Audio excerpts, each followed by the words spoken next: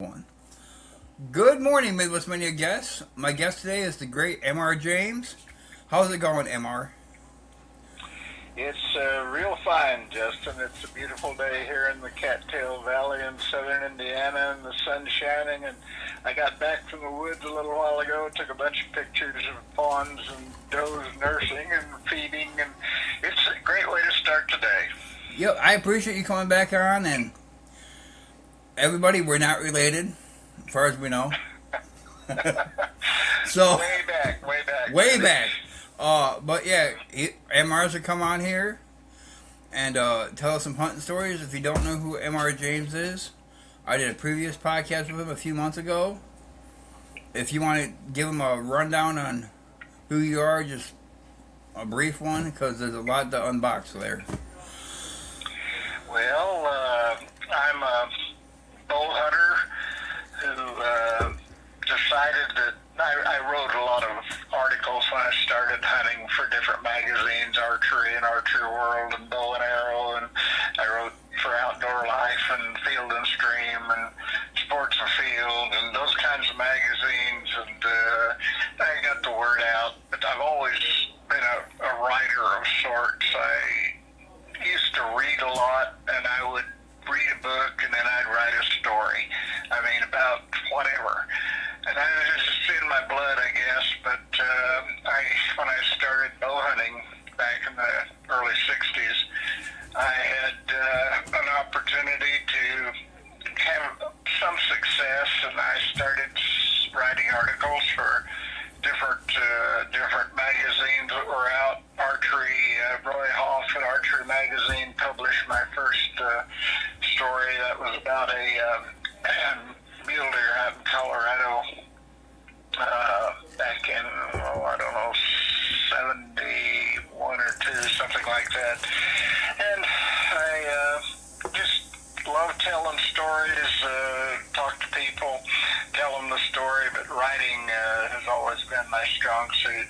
So I decided to sell to the existing publications at that time, but they were half archery and half bow hunting, if half, and I was more interested in bow hunting. I shot target archery for a number of years, NFA rounds, and I just loved bow hunting more, and so in the early 70s, decided to start a magazine, and friends and I, bow hunting friends and I, started Bow Hunter Magazine in 71, and like they say, the rest is history. Yep. All right, and MRs are coming on today and tell us some of his hunting stories, because everybody loves great stories. I think I'm going to try to do hunting stories from here until hunting season. So, yeah.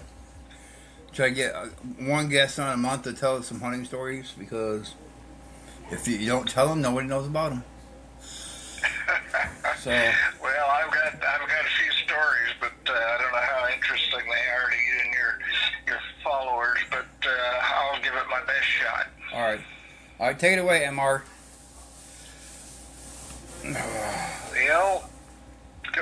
Go ahead. What? I didn't mean to cut you off. Just take it. Just start off with a hunting story. Okay. Well, in it was 61, I think it was, somewhere back in there. I decided to go on a mule deer hunt in Colorado. This wasn't 61, it was 71. I'm sorry about that. Senior moment. Anyway, a couple of guys from the magazine, my partners and I, Bob Schisler, Don Clark, Steve Doucette, we went on a mule deer hunt in Colorado, hunted over western Colorado, Book Cliff, and we had a good hunt. And it just so happened that the Pope and Young Club was having their annual meeting in Denver, and we had got tickets, and so we stopped by there. And if you can imagine, four scruffy guys after a week in the mountains going into downtown Denver hotel, and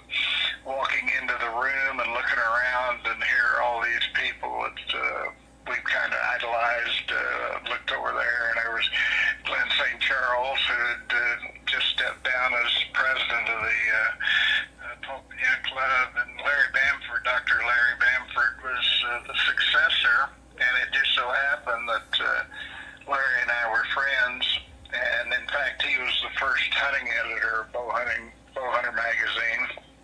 I looked over, there's Fred Bear, and there's Fred Asbell, and there's all these guys that idolized. We back in those days, we didn't have a sit-down banquet. You had trays. You'd walk through a cafeteria line. You'd get your tray filled up, go find a table, and sit down. And there were 6 chairs at a table, or 5 of us from Bowhunter magazine at this one table, and we're sitting there looking around, and here we're, like I say, admiring the heroes that we had, and here comes Fred Bear, and he's carrying a tray, and he's by himself, and he looks at us, and he walks over to the table, and he says, you mind if I join you boys? None of us had any objection at all, and it's funny, he sat down beside one of the guys from the club, named Gary Terpshinoff, and anyway, he sat down next to Terp, and Terp was one of the biggest Fred Bear fans, I think, in Indiana. And Fred turned to him, and he stuck out his hand. He said, "Hi, my name's Fred Bear. What's yours?" And Gary shook hands with him, and I tell people I don't think Gary washed his hand for a month after that. That's just the kind of guy that Fred was. He was real empathetic. He had fans. He knew it. And I never saw him turn anyone down for a picture or an autograph. And one of the interesting things that some people don't know about Fred Bear, he shot his bow left-handed. Yeah. But Fred was a natural right-hander. And when he and his sister were working and doing farm chores one time, they were feeding hay to the cattle. And they were having to chop the hay. They'd take a clump of hay and chop it, and then, well, anyway, Fred was the one putting the hay in the chopper, and sister one using the chopper. She happened to get a little over anxious, I guess. Anyway, before Fred got his hand out, she chopped down and cut off the first joint of his middle finger. And if you look at pictures real close, you can see that missing joint. But that was on his right hand, and he couldn't shoot a bow then. So he switched to left hand, if you could believe that. Learned to shoot left-handed, and that's just one of my Fred Bear stories that I kind of found interesting. That is interesting. A lot of people probably don't know about that. Yeah. Now that's probably one of the few things that people don't know about Fred, because he was one of the most, I guess, empathetic. He never met a man that he didn't take time to talk to. He was a very warm individual. Last time I saw him was at the Pope and Young Club in banquet in Tulsa, Oklahoma, and we'd flown in, and I saw him at the airport that next morning after the banquet ended. We said our goodbyes there, and that was the last time I saw him in person. He, of course, passed away not all that much later, and we still are trying to find someone of his stature to take over what he started. Yeah. But bowhunting's done pretty well, and I know he'd be happy, and he was one of the guys that, of course, got it going. Okay. Now, you've hunted all sorts of animals, correct? Yeah. Okay. What is your favorite North American big game to hunt? And can you tell us a story about that? Oh, it's whitetail. Whitetail deer? I was in college. This was in '63, cut classes one day, and it was getting toward the end of bow season, and I hadn't gotten a shot yet. And I was hunting the strip mine pits in southern Indiana. They were overgrown, became good deer habitat. The Department of Conservation planted some trees and some had food plots in there. And the deer, there weren't many in those days. I hunted all of 1962, and I saw one deer. Huh. And in '63, I hadn't seen many. But on that last day, of course, it was November, the rut was cooking, and I'd parked the car, and I hadn't walked 100 yards, and I jumped about 6 or 7 deer. They went flagging off, and I thought, well, hell, I'm going to follow them as if I'd get a shot. But I, didn't know what I was doing. But I hiked after them, and of course I jumped them again, and they took off, and that was the last I saw them. So I'm walking along, and I find a dry creek bed, and it has a sandy bottom, and there was brush and trees on both sides. And I walked down that ditch, and looking ahead, and all I want to hear a stick break, crack, and boy, I stopped, and I looked and waited. What was that? And about a minute later, a doe stepped out into this. There was an area where they put a culvert in over this road where they haul coal in and out, and she stepped on top of that culvert, and she looked down at me, and she took a couple more steps, looked again, and went on her way. I didn't put the fear got into her. I wasn't going to shoot a doe anyway. I just had my heart on a buck, and about a nanosecond later, this 6-point buck steps into the same area where she'd been standing, and he turns and looks at me.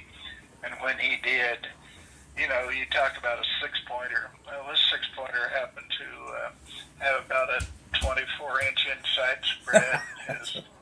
He had great bases, his mass. I didn't know it at the time, but it turned out his circumference at the base, if you can picture this, were 6 5/8, just under 7 inches around, and just tremendous mass. But he was an old deer, and I thought, well, if you're going to stand there, I'm going to get an arrow and shoot at you. I had an arrow on the string anyway. Yeah. I drew and shot, and I knew I hit him. But it was getting late by that time, and I looked, and I found some cut hair, and 1 or 2 drops of blood, but it was getting dark, so I called it a day. I backed out. I didn't want to jump him, and I wasn't sure I hit him solid.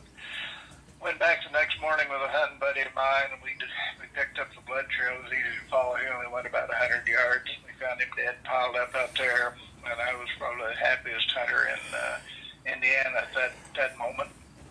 Yeah. And I couldn't get over his mass. And I had him scored for Pope and Young, and he actually was the first 6-pointer to make the Pope and Young record book. His circumference at the bases were 6.5 to almost 7 inches. You can picture that. And later on, when I got really involved with Pope and Young Club, I was editor of their first record book, and it just so happened that I had the chance to compare him to the other deer. And of course, he didn't have the points. He didn't score. He just made the book by a few inches. But by the same token, his mass was larger than any buck. There were, I don't know, a few hundred bucks entered in that first record book. And Mel Johnson's world record, this buck's circumference, the base, were bigger than even Mel's. I got a kick out of telling Mel he should let his grow another year or two to catch up with that one. But no, that was pure luck. I wrote a story for Roy Hoff at Archer Magazine. It was called Beginner's Luck, and it was. But that launched it, and that kind of solidified my passion for whitetail hunting. That Mel Johnson buck, I know it came out of Illinois where I live. I think it was shot in Peoria County, right? That's right. He worked in Peoria at Caterpillar Tractor, and he was driving home when he saw that. He'd seen that buck feeding in a soybean field, and he went up to he's told me the story. of course, he's written about it, but Mel got permission to hunt. And he didn't have a tree stand blind or anything. There was a fence row and some trees and brush along one edge. He just went inside the fence, like I said, and he kicked out a place in the dirt and leaves where he could kneel down. He just knelt down there, and he stopped after work one day and looked up, and here that buck was standing out in the middle of the field, and turned and came his way and walked by him at, I'm thinking it was probably under 15 yards. And Bill said he was a little excited, but he managed to make a good shot. And the buck ran up, stopped at the top of the hill, and looked back at him and disappeared. Mel was just ecstatic, but he was also worried. He was afraid that maybe the hit wasn't fatal, and he decided to put it off till morning. Went back with a buddy of his and found that buck dead, piled up, not probably 15, 20 more yards from the top of that hill. And so he had the world record, but still it was right at the top of the heap. Mel always said someone's going to get a bigger buck, but right now his was number one and has been for years. And while I'm not much involved, I'm kind of a retired senior member of the club. I served as president for a few terms. Fred Asbell and I took turns. Fred was president when I was vice president, and Fred stayed on the board, but when I was president. But Pope and Young Club's been good to me, and I did some scoring for a number of years. I've even retired from that. I'm getting old, and my eyesight isn't what it is, and I don't want to cheat anybody and trying to read those little numbers on the tape. Yeah. So, I hung that up a few years ago, but still involved in Pope and Young, and still one of my favorite organizations. Nice. You still bow hunt to this day, don't you? Oh yeah. Are you sure? I bought a. Let's say. My wife Janet and I bought a ranch in Montana. Nice. This was after I'd sold Bowhunter, and they wanted me to continue as editor, and I said I would as long as I was going to live where I wanted to, and not to call me during hunting season. They agreed, and so I lived out there in Montana for a few years. We lived out there, I think, 15 years or so, and then moved back to Indiana and bought a farm in Perry County, which, for those who don't know Indiana, you might have heard of Brown County and the beautiful hills and valleys, and in the autumn, it's a place that draws a lot of people. It's not far from Bloomington, and just a beautiful place. But I tell you what, Perry County's got the same hills and same valleys, and it's got deer, and that's of course what people ask me what I raise on my farm. I said, well, mostly does, because I learned that does attract bucks, and so this morning, for example, I was out for a while. I saw probably 15, 20 deer, saw 2 fawns nursing, so that's the future of the herd. And I'm just enjoying life. Take my camera out every day. I think the last time I checked, I've got camera files of deer I've taken on the farm. I think I've got over 100,000 pictures in the 17 years we've lived here. Since you've took like tons of photos of deer, now have you followed like one buck through the years? How long, let me try to rephrase this. What's the oldest buck you have documented? Well, I messed up this about 3 or 4 years ago.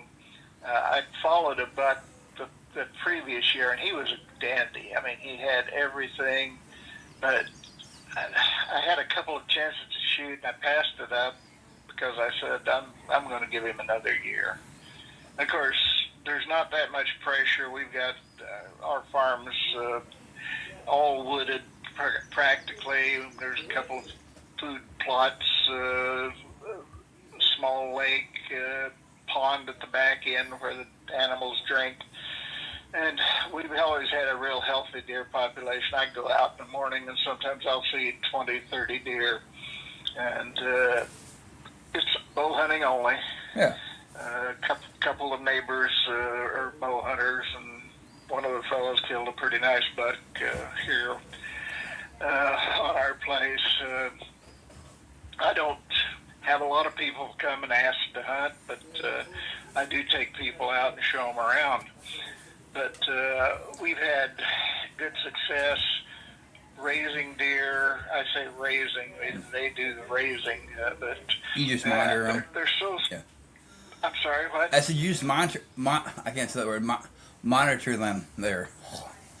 I'm tongue-tied today. Sorry about that. But anyway, getting back to that one buck, I followed him all this 1 year. And I passed up I don't know how many shots at him, and he came back the next year, and he was an old deer. He was probably 7 or 8, and he'd really gone downhill. He didn't have the mass. He was still a 10 or 11 pointer, but he'd really gone downhill, and I ended up shooting him. He fed by me one morning at 15 yards or so, and I couldn't pass it up.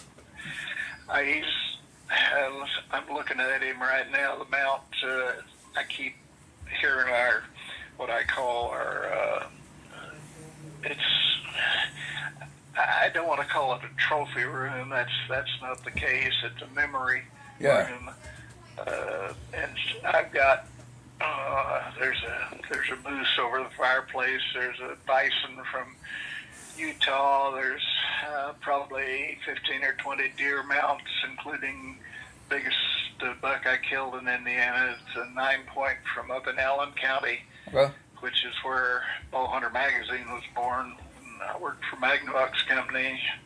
A couple of bears.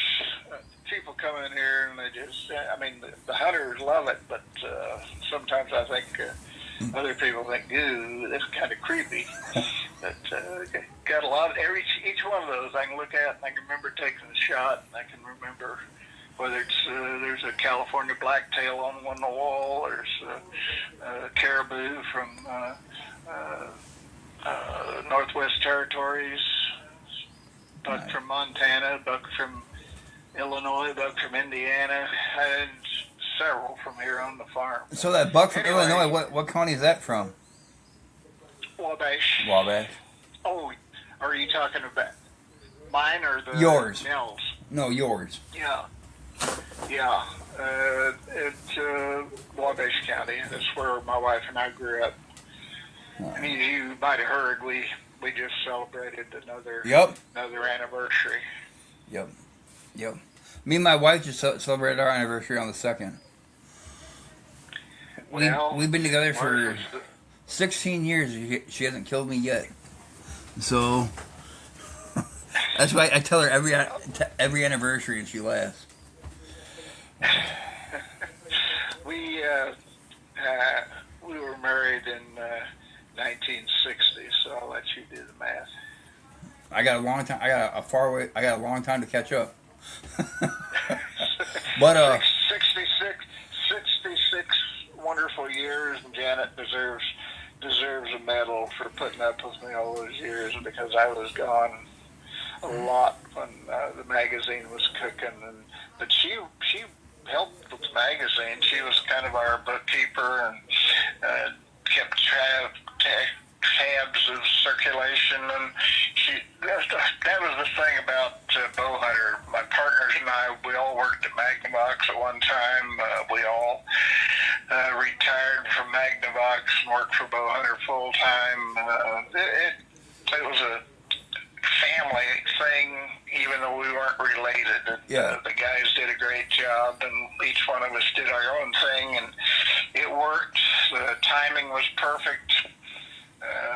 Bow Hunter, at the time when we started, we printed, I think, 15,000 copies of the first issue, and they put it on a few newsstands. Couldn't find a company willing to take a gamble and risk putting it out. I asked how many magazines I'd like. They said, maybe Oh, 250,000 to start. I said, hey, I got to pay for this out of my own pocket, and I can't do that. But I tell you what, I'll give you a couple thousand, and you hit markets that I tell you to hit. I talk to, don't put it in cities, put it in small rural areas, put it in drugstores and where magazines are sold, and you'll do okay, and we'll do well, and I'll give you more. Anyway, that first issue, the guy called back after it, and he said, I don't know what the hell you got, but you got something going for you. And he wanted more, and it ended up, before we left, we were giving them 150,000 copies to sell across the country and several foreign countries. It caught on, and it was a labor of love. That's the way I put it. I one of the few guys in that world that could pick up, eat breakfast, pick up his bow, kiss his wife goodbye, and say, I'm going to work. Yeah. And you're not going to believe this, but I swear to God, I just glanced out the window and I saw a doe and twin fawns run down the hill right behind me. That's all what it's about. Now, your wife hunted too, right? No. She never hunted? She's not a hunter. She accused me of using her for bait a few times in our bear hunts together. I told her, just sit on that stump and keep that pot of honey in your lap, and when that bear comes in and starts licking, I'll shoot him. She didn't ever go for that, but that was my plan. But we've got some great memories. Yeah, that's. She's looking, trying to see the fawns. They ran down the hill to the right. They might come around the front. I've got a bird feeder out in the front yard for the doves and the cardinals and all the songbirds, and I swear to God, I've got one doe that thinks she's a bird. She comes in and eats right off the bird feeder. Yeah, it's not 15 yards from the front porch. I can sit out there on the front porch and have the deer come in. Those are our yard deer, I call them. They don't get hunted, and they're hungry. But I hate it because I'd rather. I buy some corn and grain to put out in the wintertime when food's scarce, but they get spoiled and they come in the yard, and I'll have a person come up here to visit, and they'll say, I pulled in and there was 4 deer out in your yard. And I say, yeah, that's not many, but that's some ones that visit. I've seen as many as 10, 15 in the yard here, grazing on grass and eating bird seed, nibbling on the leaves. We got some plants out there that they like, and this is my idea of retirement. Not a bad idea. We have apple trees out on the other side of our horse pasture, and we have deer come up and eat them all the time. They browse on the lint, like the little twigs. Then when there's apples, they eat the apples. And it's just, I don't do anything with the apple trees. I don't spray them or anything like that. I just let them grow. Yeah, well, we don't have any apple trees, but we've got a lot of trees that the deer like out in the woods and that trees. They of course, and there's persimmons and like that, wild stuff that they like. And I never discourage them. I try to make this as deer friendly as possible. I go out. Usually, I'm in the woods for at least 2 hours every morning. Take my camera and go back. We've got what we call a sanctuary area. It's 35 acres or so that we never hunt. I've got a blind in there that I let people who want to get close to deer sit in. We don't hunt out of it, but they can sit there and take pictures, and they'll have deer feeding within 15, 20 yards of them. Some mornings there'll be a half a dozen, and other mornings there'll be 30. It just in the wintertime particularly, when food gets a little scarce, they really come in and hammer that place. Now I don't have that many oak trees on my property, but I do have a lot of shade bark hickories. Yep. And I realize deer eat the hickory nuts. Mm-hmm. People argue and go, well, they don't eat hickory nuts. I go, yeah, they do.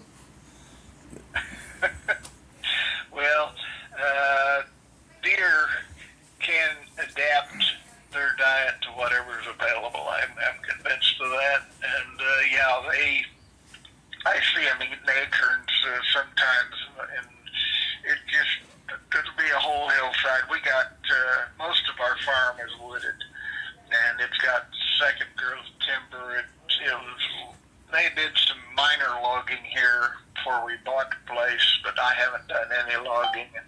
If a tree gets damaged or goes down, splits something, I'll take it down. But this is for the animals. Yeah. It's my private photography set where I can go and get the kind of pictures I enjoy taking and sharing. That's how my sportsman's club manages the deer population on the Natural Land Institute lands. And we have, there's other farms we can hunt, but I have two of those, the Natural Institute lands on either side of my house. So Yeah. that's why I joined the sportsman's club. But they don't, you can't hunt anything else in there. We have an overabundance of turkeys, but they won't let us take care of them. Like, bad enough, it's so bad, they chase, like, they'll chase you. Like, if you're doing work in there in the springtime, you have a flock of jakes that'll chase you. It's crazy, and they're mean. But I don't know. Then they're always not around. It's like you'll have like a group of 40 turkey, then next day you're like none for like a month and a half. Yeah, oh yeah. We've got turkeys here. In fact, this morning when I stepped outside, there were 5 hens pecking around where I put out the feed for the songbirds. There was a gobbler strutting in the driveway here last week. I took some pictures. I always post pictures daily on Facebook, and that Tom was really putting on a show. And I asked him where he was during turkey season because I didn't see him, but didn't get a bird this year. But Janet is a great cook, and we're not going to starve. I don't get some venison or a deer or a turkey. I made a Italian venison, like Italian beef, and I didn't tell people what it was. I just thought it was grass-fed beef. Then I told my mom's coworker. I said, "Yeah, that's venison." She goes, "It's not venison. I've had venison. I don't like it. And this is good." I go, "Well, if you know how to cook it, anything's good." But I let it age in my. I have a pole barn. It was cold enough I could let it hang for like 7 days. Oh yeah. Well, I eat what I shoot generally. Yeah. In fact, some of the best meat. You ought to try it sometime if you've never had it. Some of the best tasting meat on God's earth is mountain lion. Huh. I couldn't believe it. We had a friend in Montana who worked for the University of Montana down in Missoula and was in charge of their food, kitchen and whatnot. And every year they'd have what they call a wild game cookout.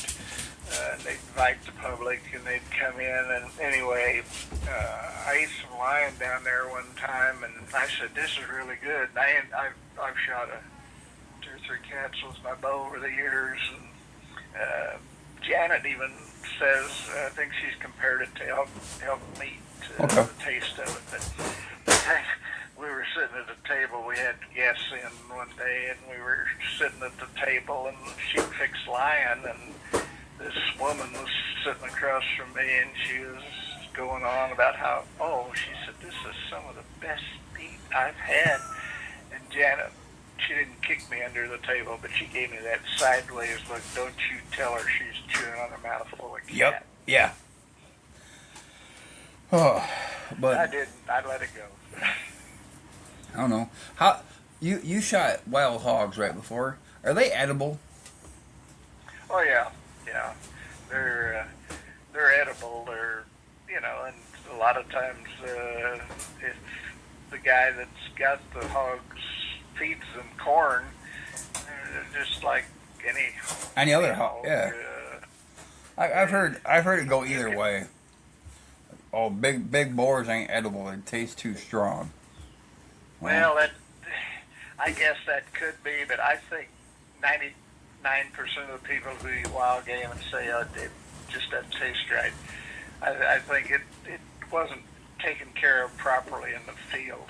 I mean, you can't shoot antelope, for example, they smell anyway, yeah, and you shoot one, and a lot of people won't eat antelope, but you're usually hunting them over water holes in the summertime when it's really hot.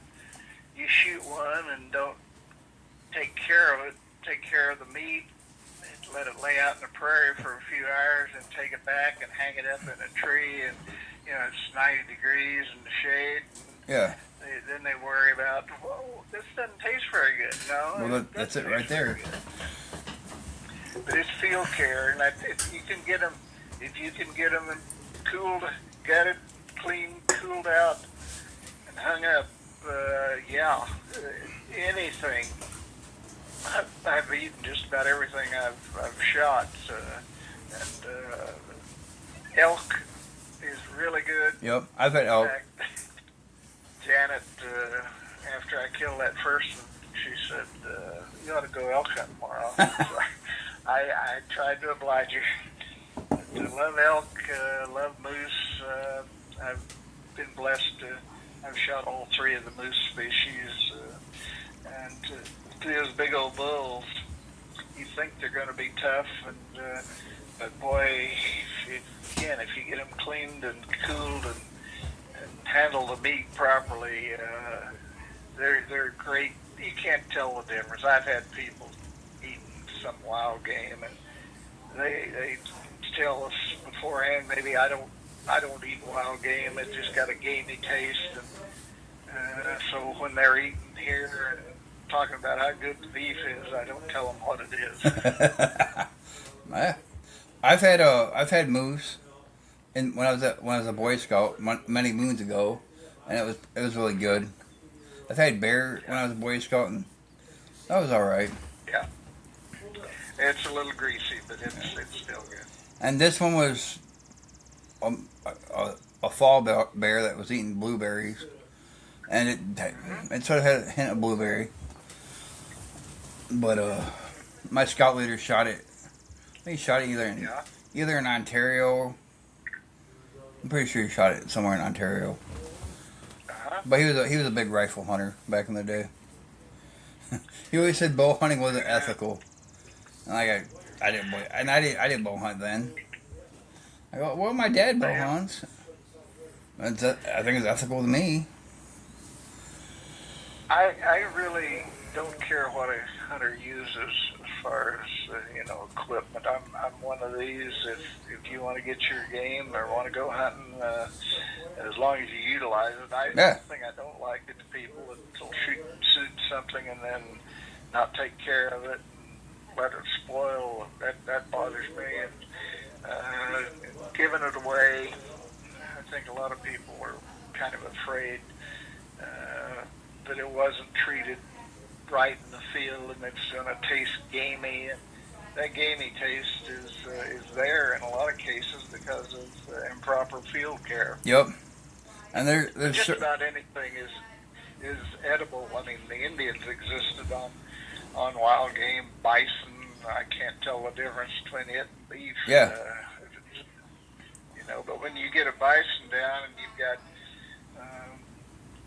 a big bull in there at your feet, you got to get him skinned and gutted and cooled out.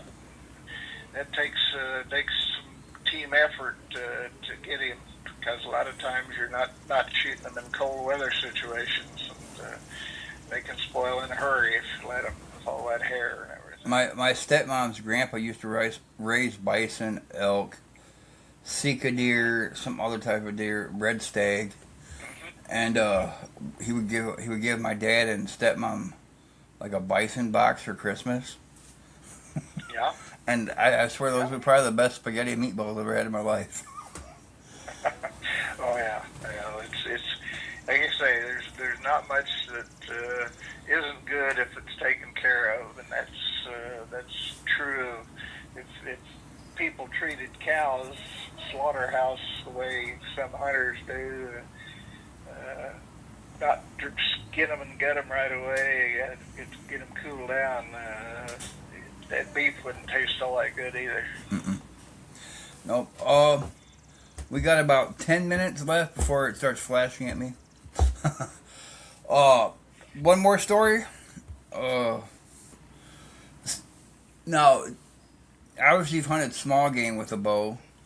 What's your favorite Yeah. small game to take with a bow? Well, I've shot, squirrels and rabbits, but my small game, and it's not something to eat necessarily. But when we lived in Montana, we had a horse pasture, and we had some horses, saddle horses. It was overrun with gophers. That's what, you shoot gophers with a bow? Oh yeah, Yeah. and that was my practice. It's great practice for like caribou hunting, because in caribou hunting you're hunting open tundra usually. You're taking maybe shots of 30, 35, 40 yards where when you hunting gophers, those little things stand at the edge of their hole and they'll sass at you and Yep. chirp and go on. And I tell you what, you get to where you can hit those gophers. You're going to hit a caribou or a moose or whatever it is you're after, and that's some of the best practice there is. I mean, people who come out there to hunt, we go out in the horse pasture and shoot gophers before we go hunting. We have ground squirrels here in my 1 yard, and I'll sit out there in a lawn chair and with blunt tip arrows and fling them at them when they pop up. And that I think I've only hit like one or two, but it does make you makes you, I think, a better bow hunter. Then you try to sneak up on them and you can't get really that close. Yeah, it sure go underground. It's fun though, and like I said, if you practice the right way, and that's why when the hunting season rolls around, I stop shooting at paper. I start, I've got a 3D deer target, and I'll move it around in different angles and take shots, but try to make it as realistic as possible. But I have a 3D pig target. I do the same thing. The reason why yeah, I don't hunt. I have no pigs here in Illinois, but it's a gigantic, like the big boar target. I bought it on Facebook Yep. Marketplace for $20. It's older. It wasn't shot to hell or anything like that. I just fixed some holes with some spray foam and just practice at that. well, sure. Well, I do a lot of stump shooting. I've got the broadheads that I use just for practice Okay. because they fly. I like anything that simulates the real thing is good. That's why I do so much stump shooting out in the woods.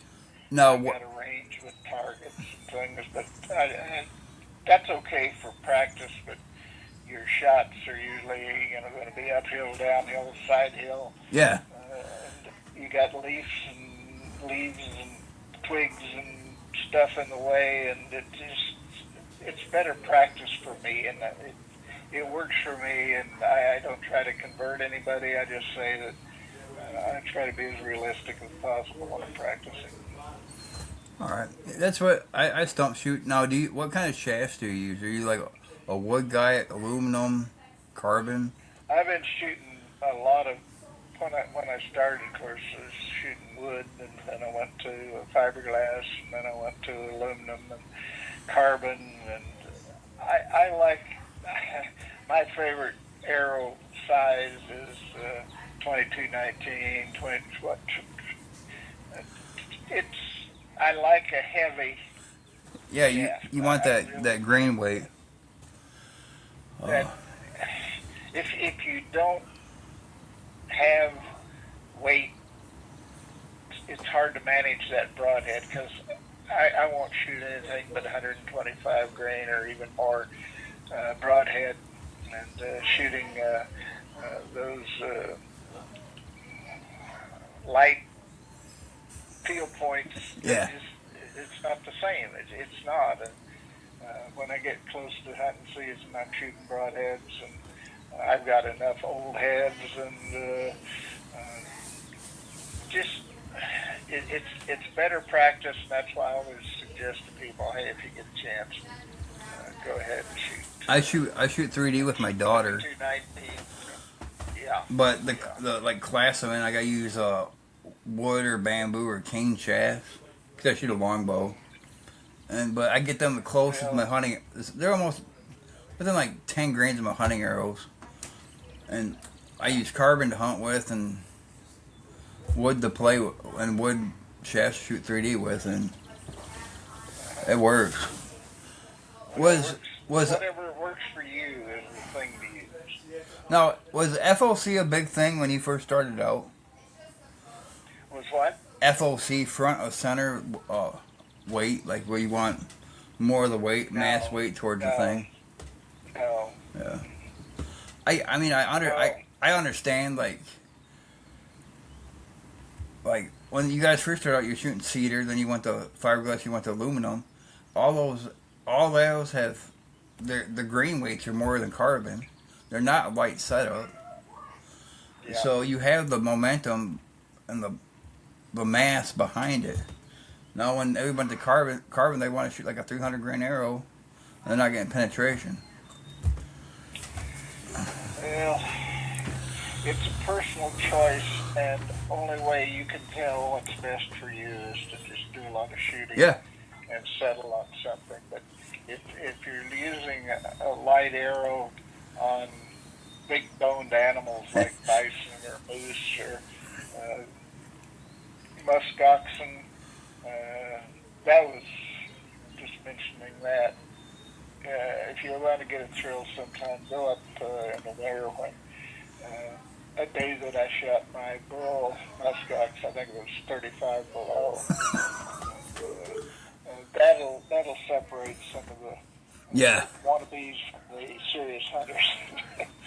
I was wearing the same garb they wear when they climb Mount Everest in the wintertime, special clothing, and we rode on those snowmobiles out across the tundra with that wind whipping. And, just you take your glove off to shoot, or your big mitten off to shoot, and by the time you get it back on, it's your hands are tingling, and it burns a little bit. But boy, that's an adventure you'll never forget. yes. I appreciate this, MR.